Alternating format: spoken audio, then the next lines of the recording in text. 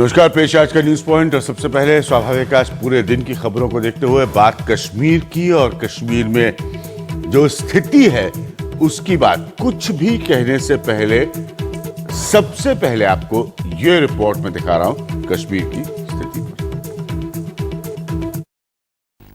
शुक्रवार को बुरहान वानी के मारे जाने के बाद उबाल पर आई घाटी में अब तनाव भरा सन्नाटा है। सभी 10 जिलों में कर्फ्यू लगा हुआ है। श्रीनगर से दिल्ली तक बैठकों का दौर जारी है। इन सब के बीच 3 दिन रुकी रहने के बाद अमरनाथ यात्रा शुरू हो गई। यात्रा में हर धर्म के लोगों की भागीदारी रहती है, व्यवस्था में, सुविधा प्रदान करने में, और उस दृष्टि से ये यात्रा एक प्रकार की कश्मीरी समाज की एकता का प्रतीक भी है। इसमें किसी तरह की बाधा आए, ये सारे समाज के लिए घातक बात है। इससे पहले मुख्यमंत्री महबूबा मुफ्ती ने सबसे शांति बरतने की अपील की है। केंद्र सरकार ने भी सोमवार को बैठक की। कश्मीर में शांति बहाली के लिए सीआरपीएफ की 8 और कंपनियां भेजी गईं।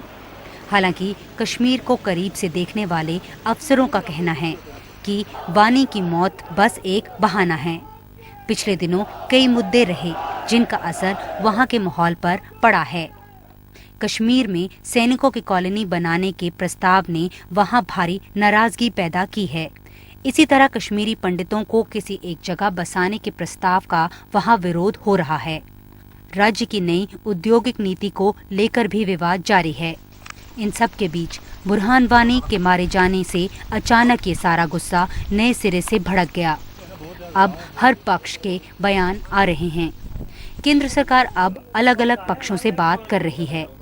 इतवार को राजनाथ सिंह ने सोनिया गांधी से बात की, जिन्होंने सोमवार को 2 टूक लहजे में बयान जारी कर कहा है, आतंकवादियों से सख्ती से निपटा जाना चाहिए, लेकिन नागरिकों की मौत और सुरक्षा बलों पर हमला दुखद है।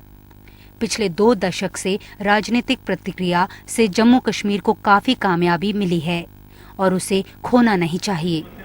कश्मीर के पूर्व मुख्यमंत्री उमर अब्दुल्ला ने भी कहा है कि उनसे गृह मंत्री ने बात की है। उन्होंने गृह मंत्री से भी यही कहा है कि जब तक सुरक्षा बलों के ज्यादा ताकत के इस्तेमाल और प्रदर्शनकारियों के मारे जाने की घटनाएं बंद नहीं होती, हम इस चक्र को रोक नहीं सकते। अब अलग अलग पक्ष इस पर अलग अलग ढंग से अपनी बात रख रहे हैं। इस त्रासदी का मूल कारण है भाजपा और पीडीपी का समझौता, क्योंकि मुझे लगता है कि वही परिस्थिति हम पहुंच गए हैं जहां की 1990-91 में वीपी सिंह और जगमोहन ने उस राज्य को पहुंचाया। ऐसी अलगाववादी और ऐसी आतंकवादी ताकतें जो शैतानी मानसिकता के साथ काम कर रही हैं, उन्हें कश्मीर के लोगों का विकास नहीं पसंद आ रहा है, रास नहीं आ रहा है, और इसलिए जो है वो इस तरह की शैतानी हरकतें कर रहे हैं। जब तक जम्मू कश्मीर भारत के साथ जुड़ता नहीं है कॉन्स्टिट्यूशनली, संवैधानिक रूप से, जब तक कि हमारा पूरा भारत में कश्मीर से लेकर कन्याकुमारी तक एक झंडा नहीं है, जब तक ये संविधान नहीं है, तो अमन नहीं हो सकता है। बुरहान वानी की मौत दरअसल अरसे बाद किसी लोकल और पहचाने हुए चेहरे की मौत है। अंदेशा ये है कि इस साल आतंकवाद से खुद को दूर रखने वाले नौजवान फिर से इस राह पर न लौट आएं। केंद्र और राज्य सरकार के बीच बेहतर तालमेल का ही नतीजा है कि घाटी में हिंसक वारदातों की कमी हुई है। इस बीच जो अलगाववादी नेता हैं, उन्होंने 2 दिन और हड़ताल का कॉल दिया है, यानी सुरक्षा बलों को अगले 2 दिन और ज्यादा सतर्क रहने की जरूरत है। नई दिल्ली से कैमरा पर्सन कनन के साथ नीता शर्मा, NDTV इंडिया के लिए। तो जैसा कि आप इस रिपोर्ट पे देख रहे थे, बहुत सारे रिएक्शंस आ रहे हैं, बहुत सारी प्रतिक्रियाएं आ रही है, बहुत सारे बयान आए हैं।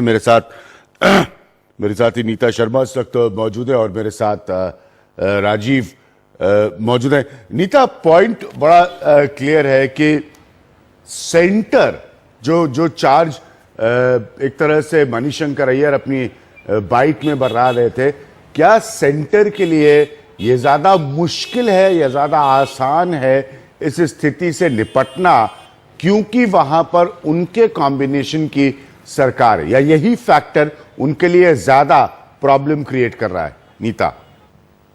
अभिज्ञान, जहाँ तक प्रॉब्लम क्रिएट करने की बात है, ये वाला जो सवाल है, मैंने कई जो स्टेक होल्डर्स हैं यहाँ पर नॉर्थ ब्लॉक में उनसे बात किया। उनका ये कहना था कि प्रॉब्लम्स नहीं हैं, दोनों केंद्र और राज्य सरकारें जो हैं वो टैंडम से काम कर रही हैं। जो केंद्र की तरफ से डायरेक्टिव्स दिए जा रहे हैं वो राज्य पुलिस और राज्य की जो जितनी भी सिक्योरिटी फोर्सेज हैं उनका पालन कर रही हैं, और जितनी भी कंप्लायंस रिपोर्ट्स हैं वो लगातार केंद्र को आ रही हैं। यानी टैंडम जो है, एक दूसरे से जो एक बेटर कोऑर्डिनेशन है वो बहुत ज़्यादा अच्छा हो रहा है। यही वजह है कि वहाँ पर आज जो घटनाएं हैं वो बहुत कम हुई हैं। आज सिर्फ एक इंसिडेंट जो है वो रिपोर्ट हुआ था। सोपोर का एक पुलिस पोस्ट है जिसे लोगों ने, गुस्साई भीड़ ने आग लगा दी, वहाँ से पुलिस वाले जो हैं भाग निकले। ऐसा आज मैंने राष्ट्रीय सुरक्षा सलाहकार से भी इस बारे में बात की थी। उनका भी यही कहना था कि हालात कल से आज बहुत बेहतर हैं और आने वाले दिनों में और ज़्यादा बेहतर होंगे। राजीव भी मौजूद है। राजीव, स्वाभाविक होता है कि इस तरह की जब भी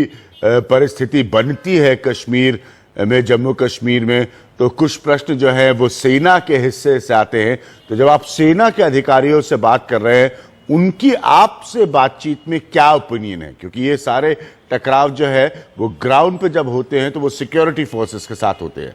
बिल्कुल, आपने इसे कहा कि सेना को इस बात के लेकर नाराजगी है कि जो कहीं न कहीं राज्य सरकार के हवाले से बात कही जा रही है कि सुरक्षा बल जो है जम्मू कश्मीर में ज्यादती कर रहे हैं आम लोगों पर। सेना और खासकर सुरक्षा बलों का ये कहना है कि जब उनके बंकर जलाए जाते हैं, उन पर पत्थरबाजी की जाती है। आपको ये बता दें कि कल तक जो है 280 सीआरपीएफ के जवान पत्थरबाजी में घायल हो गए। वो कहते हैं कि जब उनके हथियार लूटे जाते हैं और उन पर बंकर जलाए जाते हैं तो उस हालात में उनके पास गोली चलाने के अलावे कोई दूसरा रास्ता नहीं बच जाता है। आपको ये भी बता दें कि जम्मू कश्मीर में जो खासतौर से अभी जो मौतें हुई हैं वो ज्यादातर पुलिस की गोली से हुई है। पुलिस में ज्यादातर स्थानीय लोग ही हैं। और खुद आपको बता दें कि जो सीआईडी के एडीजी है संजय साहब, उनका ये कहना था कि हालात ऐसे पैदा हो जा रहे हैं कि हमें गोली चलानी पड़ रही है, इसके अलावा हमारे पास कोई चारा नहीं है। सुरक्षा बल साफ तौर पर ये कहते हैं कि वो कम से कम जो है इस्तेमाल करना चाहते हैं गोली चलाना, लेकिन जब उनके पास कोई दूसरा विकल्प चारा नहीं बचता है तो उन्हें गोली चलानी पड़ती है। उन्होंने आम लोगों से कहा भी है कि आप हमारी स्थिति को समझिए, परिस्थिति को समझिए। टेररिस्ट होता है, आतंकी होता है और उसके साथ किसी भी तरह की मुरब्बत नहीं बरती जा सकती है, नहीं तो उसकी कीमत सुरक्षा बलों को खुद नुकसान देकर चुकानी पड़ती है। जी राजीव हमारे साथ रहेगा। स्वाभाविक है, वर्षों से सुरक्षा बलों को लेकर सवाल उठते रहे हैं। हम वापस चलते हैं नीता के पास। नीता, आप बेहतर समन्वय, बेहतर कोऑर्डिनेशन की बात कर रही थी। जैसे मैंने कहा, ये इंपॉर्टेंट है कि कश्मीर में इस वक्त वही पॉलिटिकल अरेंजमेंट है सत्ता में जो जिसका एक बड़ा हिस्सा बीजेपी के रूप में दिल्ली में बैठा है। तो क्या जब से ये घटनाएं शुरू हुई हैं, क्या हम ये माने कि दोनों तरफ से या पीडीपी की तरफ से खास तौर पर बेहतर स्थिति का निर्माण हो रहा है? कल को ये घटनाएं दोहराई जा सकती है, कोई और कारण हो सकता है, तो हम क्या समझे कि एक बेहतर फॉर्मूले की तरफ बढ़ रही है गवर्नमेंट? जहाँ तक बेहतर फॉर्मूले का सवाल है, घटनाएं जितनी कम होंगी उतनी केंद्र और राज्य सरकार के लिए बेहतर होगा। अभी तक 22 लोग जो हैं वो मारे जा चुके हैं अभिज्ञान इस पूरे के पूरे टर्मोइल में। आज जैसा कि मैं बता रही थी, आज सिर्फ एक सोपोर इलाके में ही एक पुलिस स्टेशन को ही आगजनी वहाँ पर रिपोर्ट हुई है। इसके अलावा कोई इंसिडेंट जो है वो रिपोर्ट नहीं हुआ है।